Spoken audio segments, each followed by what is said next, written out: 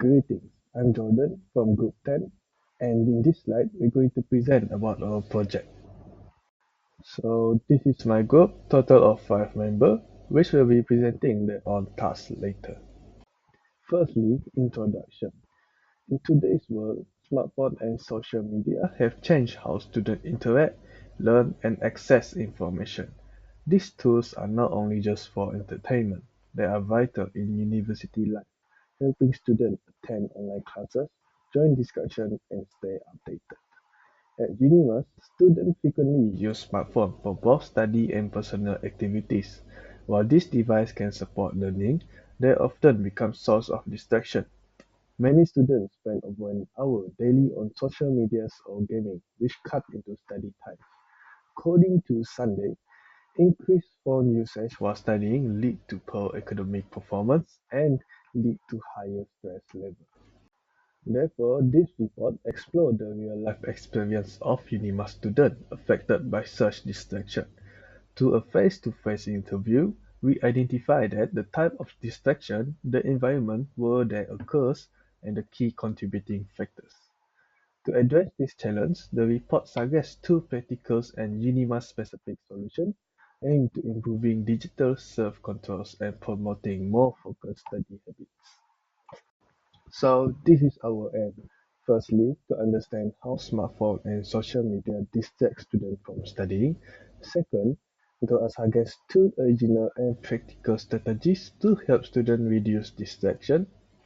Third, to gather insight through an interview with a UNIMA student who has experienced such distraction. Okay, so today we will talk about the interview descriptions.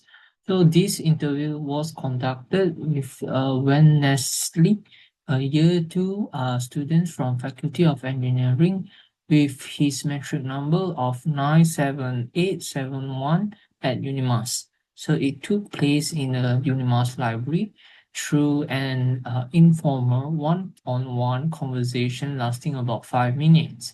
And this purpose of the interview was to understand how smartphone and social medias affect his focus during the study section.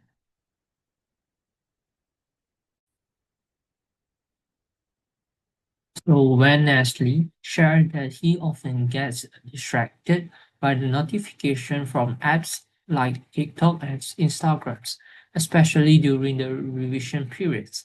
Even without notifications, he admitted that he frequently checking on his phone out of habits, broadness, and curiosity. He explained that this habit caused him to lose focus, resulting in the require to restudy again all the study materials and feeling more difficult to remember all the key points he had read. He also mentioned that he felt more stressed due to waste of time surfing through social medias and frustrated to chase up with the study progress. In addition, he said that seeing other students in the same study space watching their smartphones also triggered him and disturbed him to continue his studies. Overall, Berners-Lee experience highlights both personal habits and the influence of the study environment on smartphone-related distractions. Thank you. So let's move on to the analysis of contributing factors. One of the most common and disruptive factors is the constant notification from smartphone or social media.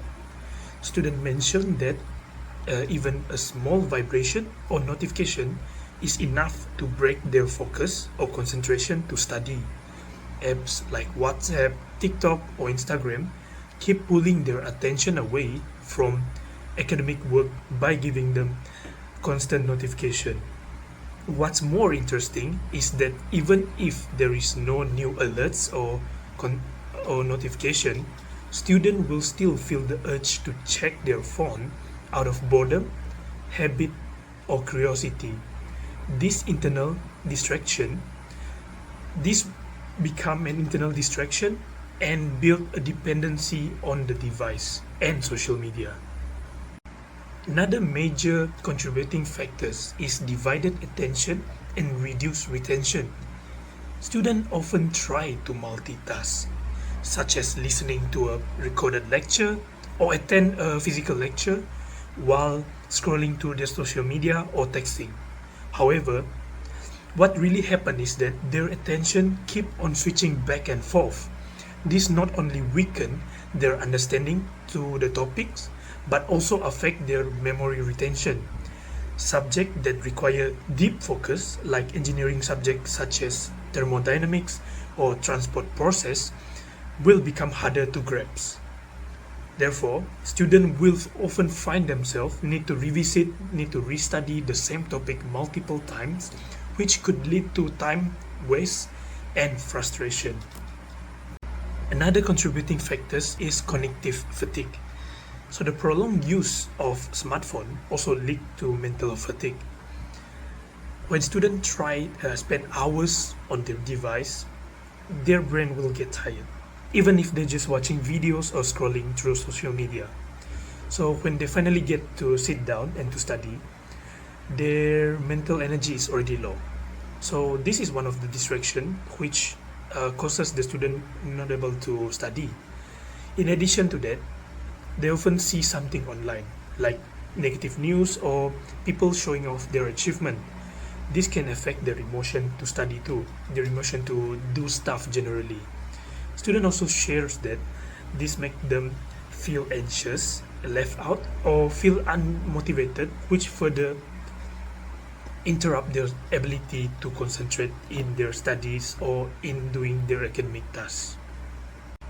So let's move on to the fourth contributing factor, which is the procrastination and poor time management.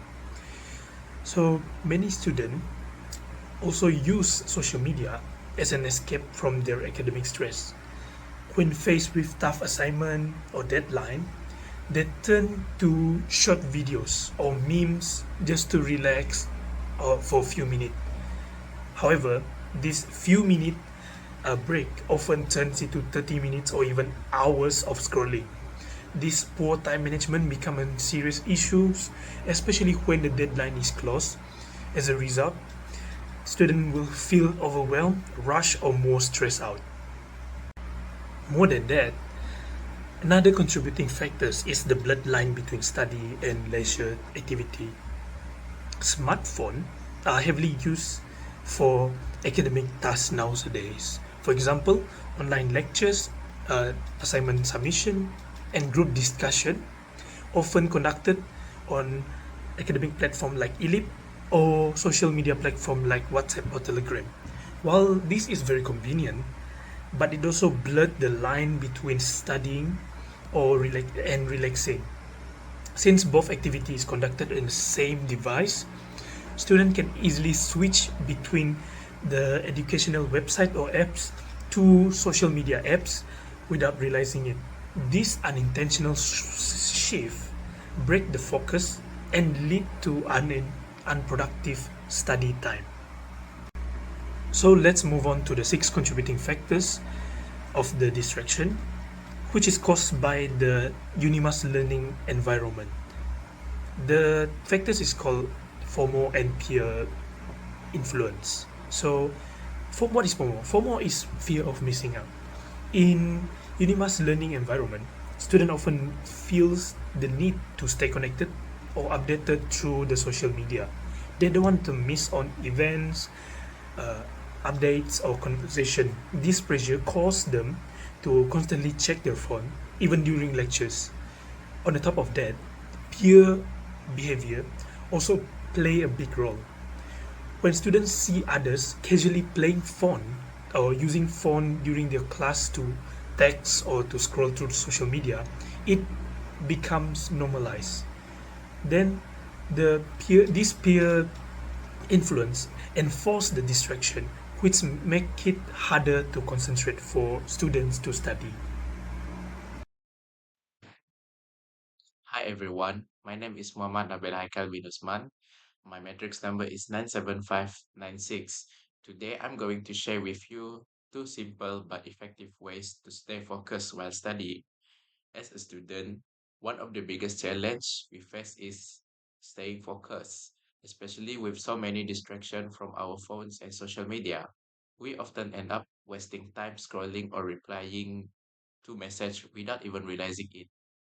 But during exam season, my study group and I found two practical strategies that really help us. I'll be explaining both today. The first method is use something we call focus zone.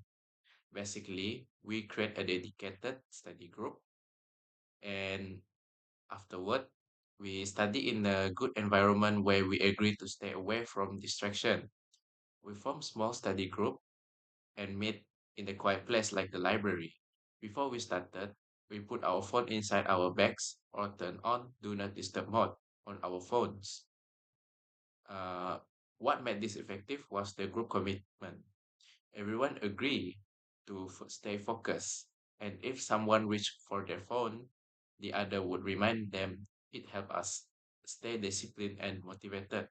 Over time, we noticed a big difference without notification popping up. It was easier to concentrate deeply and stay in the zone. For the second method we used was turning on app limiters and focus mode on our phones. Some of us use feature like focus mode or screen time to block access to distracting apps like TikTok, YouTube, Instagram during study times.